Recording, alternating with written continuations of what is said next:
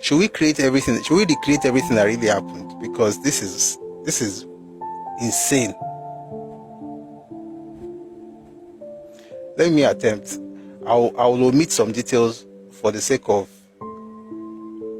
peace, but we have to speak for the sake of truth. So here is what happened. Constitutional crisis in 1964 was between Zik and Tafawa Balewa.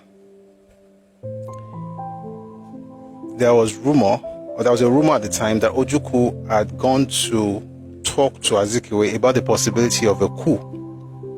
Where did I find that? I find that in the book by Odia Ofemom. It's called The Forgotten Documents of the Nigerian Civil War. It says here that Ojukwu had spoken to Azikiwe about the possibility of a coup, but Azikiwe said no. This was in 64. Ojukwu saw what was going on. It wasn't his fault. I mean, we had political crisis in Nigeria. And so he said, you know what, guys, what if the president gives us a command and then the prime minister gives us a different command, a conflicting command? Who should we listen to? They were talking amongst themselves. And they were like, we've never thought of this. What are we going to do about it? You go think about it. And then according to Frederick Forsyth, Yakubu Gowon went to meet Welby Everett and told him what was going on. Then Welby went to speak to the Attorney General, and then they said, listen, if there's any conflict if you have conflicting orders, you have to listen to the Prime Minister. Okay. Around that time, this is what I believe, I'm reconstructing everything with the books, different books. Ojukwu approaches Azikiwe with an idea to have a coup. Azikiwe said no. However, Ojukwu had planned to have that coup with Basi, Victor Banjo, and they were trying to get David Ejo and Yakubu Gowon. David Ejo and Yakubu Gowon went to report to General Foster, who was their own head at the time. And then, of course, they let it go, so there was no coup. Now, what I just said right now, you will find it in the Forgotten Documents of Nigerian Civil War. You will find it in this book, Emeka. You will find it in the Nigerian Civil War, and you will find it in David Ejo's interview. When you piece it together, you can at least understand what happened in 1964, that originally Ojukwu was going to plan a coup. Now, fast forward in 66, they are going to use what Welby said, the Attorney General said in 1964, as an excuse for what Ironsi did, which is why I tell people this thing was planned work. Ironsi did not stop any coup. Ironsi just took advantage of it because he knew everything from the word go. Now let's see what they said Ironsi did. The worst, by the way, this book again represents the East, because everything the East does is correct as far as this guy is concerned. So it says the worst did not come to pass that winter of 1964, but it did 14 months later in January 1966. Listen, with the president out of the country, conveniently, I might add, the prime minister dead, that's Tafawa Balewa, but his body not discovered, and the defense minister, that's Unawada, unable to be found. General Ironsi in those confused days followed the ruling of 64. In other words, we are going to use the law against Nigeria by saying that what Ironsi did was following the ruling of 64 by consulting the most senior ranking minister, Alhaji Dipcharima. This did not happen. How do I know? Because there are people in the room. This writer was not in the room. Who was in the room? The man who became our president in 1979. His name is Shagari. He wrote a book. The book is called Beckoned to Serve. And in that book, he says something very interesting. So let me read excerpts from that book to you. At about 7 a.m., I returned to Dipcharima's residence to meet with some NPC ministers who had gathered there. Dipcharima was then the most senior NPC minister available. We received the latest reports on the situation, first from Alhaji Metama Sule, Minister of Mines and Power, who had visited the PM's residence by bicycle. We then heard from Alhaji Ibrahim Tako Galadima, the acting Minister of Defense, who had brought along with him Chief Anikayode. Chief Fanika said he had been fetched from Ibadan early that morning by rebels and locked up at the Federal Guard Officers' Mess in Dodam Barracks, where the mutineers initially made their headquarters.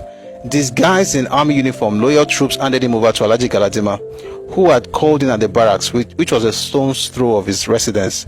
The acting Minister of Defense assured us that Major General Rossi was doing his best to arrest the situation. Maitama Suli and I were separately detailed to explore with our absent NPC and NCNC colleagues the possibility of naming someone to stand in for the PM, the same one they can't find or they couldn't find. I was consulting with the NCNC ministers at Dr. Mbadiwe's residence. Remember that name? Ozumba Mbadiwe. That's the one, the road in Lagos, VI. So they were at Dr. Mbadiwe's residence when we heard that the northern and western premiers, Sir Ahmadu Bello and Chief Akintola respectively, had been assassinated. Hence, I rushed back to the Charima's residence when I found my colleagues in a state of shock and desperation. However, it gets interesting though. However, we decided to recognize Deep Charima, a Kanuri from Borno, as our interim leader, and to ask the acting president, Dr. Orizu, since President Azikiwe was away on leave, the Senate president became the acting president, and to ask the acting president, Dr. Orizu, to appoint Deep Charima acting prime minister. Why did this man bring up the name Deep Charima? Because he knew that it was the choice of who was meant to be the acting prime minister. But the question is, did he ever have a conversation with Ironsi? Let's take with Becon to serve for a second. It says here, we decided to recognize Deep Charima, a Kanuri from Borno, as our interim leader, and to ask the acting president, Dr. Orizu, that's one for Orizu, to appoint Deep Charima acting prime minister. We also summoned Major General Ironsi and gave him full authority to use every force at his disposal to suppress the rebellion. He moved his headquarters temporarily to the police headquarters at Moloney Street to facilitate easy communication with army units in the region. While at Deep Charima's residence, please listen everyone, and please please share the live, please, right? While at Deep Charima's residence, we contacted the British High Commission and requested for military assistance in the event that our loyal troops should require any. The response was positive, but the British insisted that the request must be written by the PM, that's the Prime Minister, or in his absence by a properly appointed deputy. We therefore drove to the residence of Dr. Orizu and requested him to appoint Deep Charima acting Prime Minister. Dr. Orizu requested to see our NCNC colleagues to confirm whether they supported our proposition, and they joined us soon afterwards. They had apparently been caucusing at Dr. Mbadiwe's residence. He, Mbadiwe, was their choice of acting prime minister. This was naturally unacceptable to us since the NPC was the major governing party. What does all this Turinchi mean? It means that with the absence of the prime minister, the majority, the governing party, which was MPC, decided to choose the most senior member in the parliament, who was Deep Charima, and said, guy, they went to meet Orizu. You are the acting president because the president was away. You know what? I'm going to read something about that him being away, because that don't make sense. It would never make sense. He ran away for a reason. It's inside that document it's inside that book by Odia Ofemo, the forgotten document. That man was away. So you are around now. Appoint this person as prime minister. You know why? If you appoint him as prime minister, he would be able to command the army. Guys, stay with me. Remember in 1964, Welby told Ojukwu that if the president and the prime minister tells you to do something, you must listen to the prime minister. That was what the attorney general said, right? Now in 66, the prime minister is dead. The president is away. Who should give orders? We have two candidates. The one from the major governing party, which was NPC, and that would be Deep Charima, and the one that the NCNC, in quote, the Igbos would prefer, who was Mbadiwe. So what would have had eventually was that we're going to have Mbadiwe, an Igbo man, as the prime minister of Nigeria. We're going to have Igbo man, Azikiwe, as the president of Nigeria. We're going to have an Igbo man, Dr. Nwafọ Orizu, as the Senate president of Nigeria, fulfilling the dream of Charles Onyeama, which is declared in 1945, the Igbo domination of Nigeria is only a matter of time. That's what he said. I'm quoting him verbatim. And if Mbadiwe becomes the prime minister, he will then be the one to control the army, going by what Welby told Ojukwu in 64. But that's not where it gets crazy. We're just getting into it. So stay with me for a second. Let's go back to the book by Shagari. This is why this Nigeria history are big. No, read one book. Read, like compare, because you go find truth somewhere, lie somewhere, shock it together and recreate what really happened. This is why political leaders in Nigeria act the way they do. They know things and they don't talk about it. They know things and they've taught their children those things. How do I know?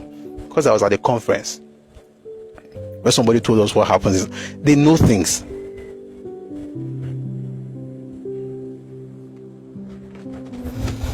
And I can assure you, they know what they're going to do to certain people in Nigeria. They know exactly what they will do. You will say it's unfair. You have no idea what has happened in the past. And by the way, it's not just in the past, it's also influencing the actions of certain people from different parts of Nigeria. It's happening today. Let's get back into this. Listen, remember the names: Orizu, Dipcharima, Ironsi, Mbadiwe. Remember those names. Of course, Azikiwe. While at Dipcharima's residence, we, that's the NPC guys, contacted the British High Commission and requested for military assistance in the event that our loyal troops may require any or should require any.